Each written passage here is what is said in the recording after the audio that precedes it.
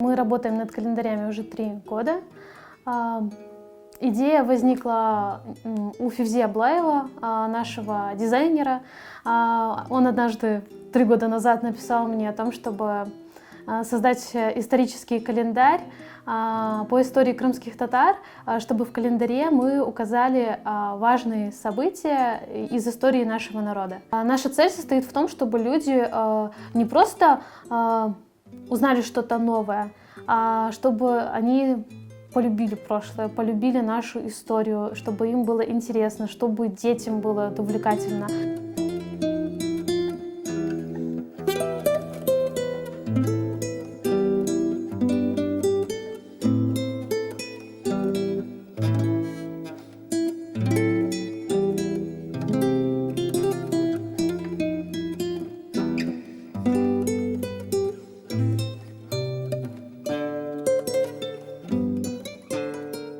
В прошлом году мы решили сделать не просто черно-белые фотографии, мы решили их разукрасить.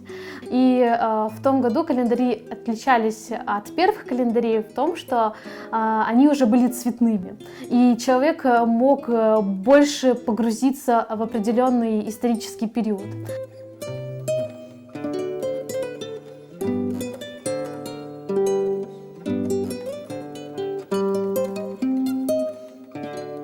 В этом году нам помог Абдуль-Вахаб Сихт-Халилов, это известный крымско-татарский коллекционер, который предоставил нам коллекционные фотографии 1910 года. И как раз здесь представлены уникальные снимки мектебе, мечети внутри, то есть это уникальные фотографии, когда мечеть фотографирует внутри, таких фотографий в интернете мало. Или мектебе, где учатся дети, или там фотографии девушек Бахчисарайского района.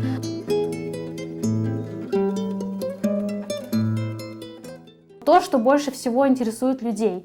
Там топ-7 крымских ханов. И мы расписываем о том, какие были интересные крымские ханы в истории Крымского ханства. Или там топ-8 интересных мечетей Крыма. И мы пишем про самую старую мечеть, или про самую красивую мечеть, про самую уникальную. И мы писали так про разные мечети.